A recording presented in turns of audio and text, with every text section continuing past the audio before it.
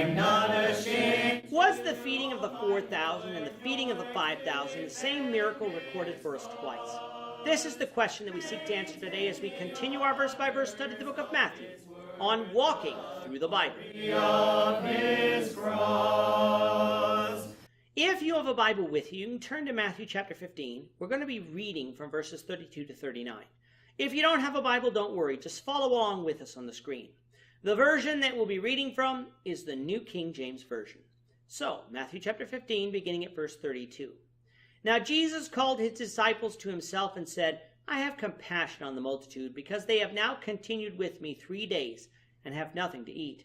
And I do not want to send them away hungry, lest they faint on the way. Then his disciples said to him, Where could we get enough bread in the wilderness to fill such a great multitude? Jesus said to them, How many loaves do you have? And they said, 7, and a few little fish. So he commanded the multitude to sit down on the ground. And he took the 7 loaves and the fish and gave thanks, broke them, and gave them to his disciples. And the disciples gave to the multitude. So they all ate and were filled, and they took up 7 large baskets full of the fragments that were left. Now those who ate were 4,000 men, besides women and children. And he sent away the multitude, got into a boat, and came to the region of Magdala. In the last episode, we had Jesus on the east side of the Sea of Galilee, accepting multitudes of people coming to him to be healed of various diseases. We discussed how Jesus healed all of these people without fail, something that the supposed faith healers can't do today. Usually in our accounts of Matthew, we simply have Matthew telling us that such and such happened. By quickly reading over a passage, we often assume that what Jesus did occurred in a couple of hours, which really does confuse us as to why Jesus' ministry lasted 3 years, considering that we can read through the entire ministry of Jesus in about an hour or less. What we forget, though, is that we don't have recorded everything that Jesus said and did, as John 21:25 would tell us, that Jesus did travel from place to place, which would take time, and that the events we do read of did not necessarily occur in a couple of hours. In today's reading, we find that Jesus was healing people for 3 days, and most likely also teaching them, though the passage does not say that specifically. That would obviously tell us that there were a lot of people. The exact number we'll discuss in a few moments. Now after these 3 days, Jesus looked out on the multitude and had compassion on them, for they had been with him and now had no food. Now sure, they may have had some food when they arrived, but probably hadn't anticipated on staying with Jesus for 3 days, so if they did have some food, it would have been gone by now. Jesus, not wanting to send them away hungry, lest they faint on the way, decided that he would feed them. The disciples wondered where they would get enough bread in the wilderness to feed such a great multitude. Jesus asked how many loaves they had, to which they responded that they had 7 loaves and a few little fish. That would be enough for Jesus, for he had the multitude sit down, gave thanks for the food, and then had the disciples go out and feed the people. Everybody ate to their fill, and they took up 7 large baskets full in the end.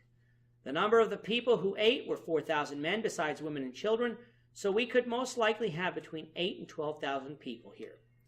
Now, if you have been watching this podcast regularly, this story should sound familiar, for it is strikingly similar to the story we read in Matthew 14:13 to 21.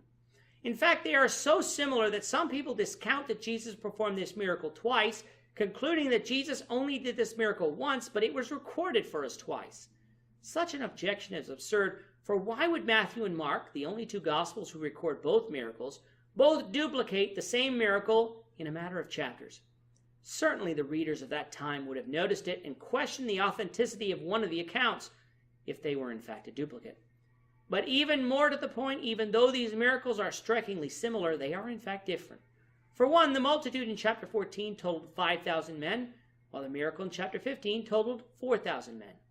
This might not seem significant to some, but it does tell us that this was 2 different crowds. In chapter 14, there were 5 loaves and 2 fish, while in chapter 15, there were 7 loaves and a few little fish.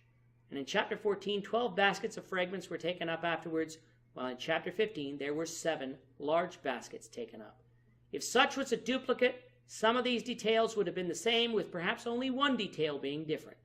They were, however, 2 different miracles occurring at 2 different times, even though the miracle itself, feeding of a large crowd with but a little food, was the same. The disciples had obviously forgotten that the first miracle had taken place, and so, along with having compassion on the people, Jesus used this as a teaching opportunity for his disciples. After the miracle, Jesus sent the multitude away, and he and the disciples crossed over the Sea of Galilee again to the western side and came to the region of Magdala. With that, our time is up for today. The Lord willing, we hope you'll join us for tomorrow's question and answer edition, seeking to answer the question, does the Bible forbid gambling?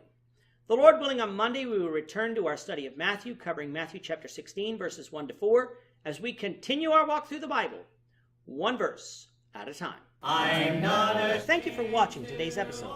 We hope that you found it edifying and ask that you not only subscribe to our channel and podcast, but that you like and share this episode among your friends, so that the saving gospel of Jesus Christ can go out to the whole world. Of his cross.